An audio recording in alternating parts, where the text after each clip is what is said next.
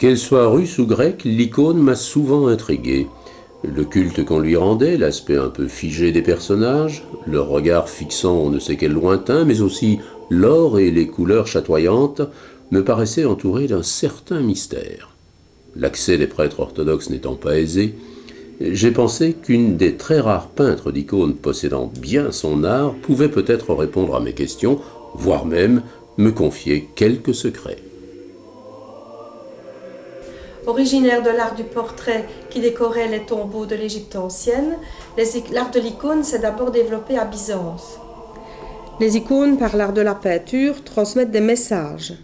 C'est pourquoi on dit toujours écrire des icônes et non peindre des icônes. Les Russes surtout surent animer l'art de l'icône du souffle d'humanité et de la puissance d'émotion.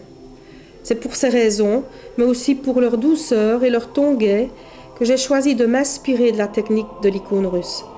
Mais mes icônes ne sont pas des copies. En Russie, c'est dans le coin à l'est, que l'on place les icônes que l'on vénère. On met la lampe pour signifier évidemment la présence de l'icône.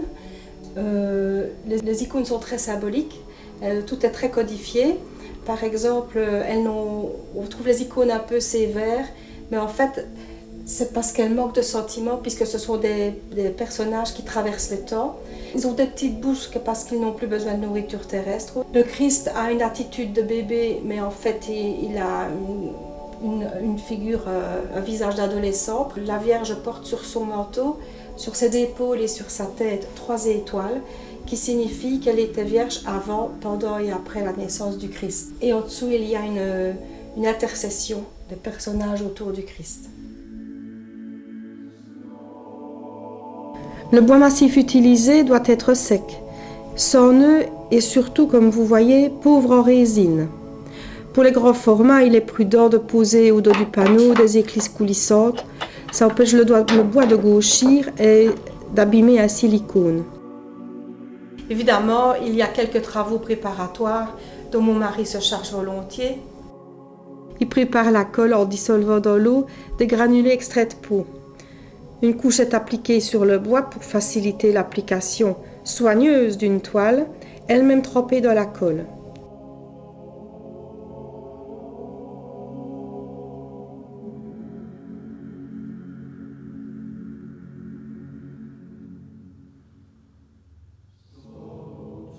Nouvelle préparation. À la colle, on ajoute du kaolin, c'est de l'argile blanche qu'on mélange avec souhait. Cette pâte molle est appliquée en plusieurs couches successives, mais sur plusieurs jours, sur la toile. Alors bien séchée, elle sera lissée minutieusement puisqu'elle est le support de la peinture. Elle doit être parfaitement lisse.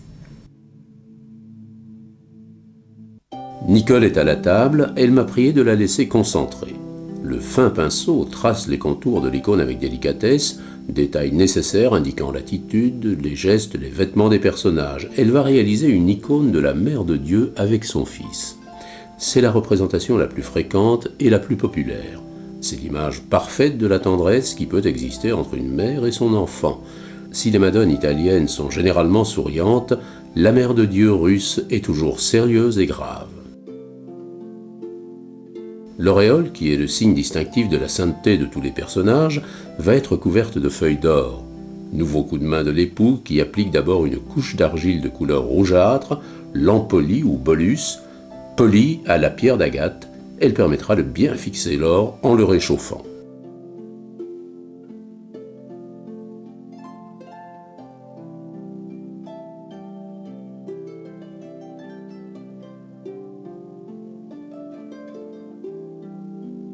L'auréole du Christ est marquée d'un signe indiquant qu'il est celui qui est, l'alpha et l'oméga, le début et la fin.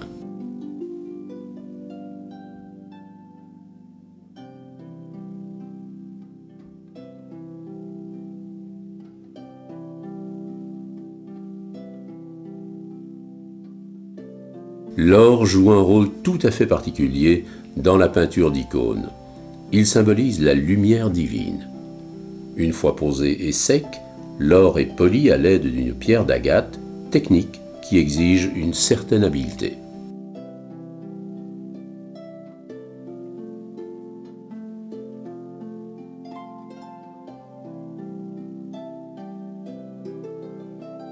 contrairement au peintre occidental qui utilise son langage personnel, le peintre oriental doit respecter exactement les modèles et les schémas traditionnels. C'est la religion orthodoxe qui a fixé les règles. La disposition appartient au père de l'Église. L'art appartient au peintre dont le but n'est pas d'imiter la réalité de tous les jours, mais de faire transparaître le divin à travers l'icône. Tout ce qui entrait dans la composition de l'icône devait être créé de la main de Dieu. Donc, Nicole n'utilise que des produits naturels. Bois, craie, terre, poudre minérale et extrait de fleurs, huile de lin, résine, ambre. Ici, le jaune d'œuf lie les pigments, la bière dilue les couleurs. C'est la peinture à tempéra, c'est-à-dire à la détrempe, qu'on utilisait jusqu'à l'apparition de la peinture à l'huile. Les formes simples d'une icône, dans un camaïeu de brun, généralement posé sur un fond d'or, accentuent encore son ambiance particulière. Les icônes ont toujours un bord de couleur symbolisant les murs de l'église quand on les emportait. C'est comme une fenêtre ouverte sur le ciel.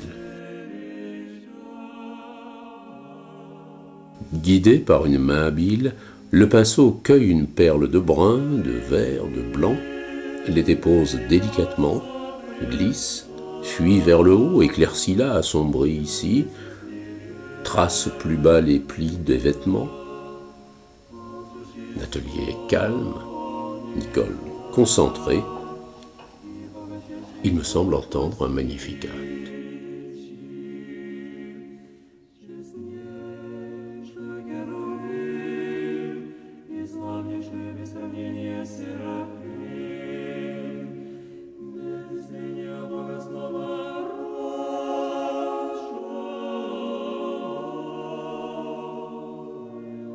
L'application d'une couche d'huile de lin et après un long séchage, celle d'une couche protectrice de vernis, achève la réalisation de l'icône. Nicole de Moitel s'attache à réaliser des icônes plus complexes représentant des scènes de la vie du Christ, comme la Passion, des saints ou de leurs martyrs, des tableaux hagiographiques de la Vierge et son enfant, toujours avec le même talent et le même respect des règles établies. J'ai emporté ma petite icône. Je l'ai fixée dans un coin tranquille. Il me semble que nous nous entendons bien. C'est peut-être cela, la magie de l'icône.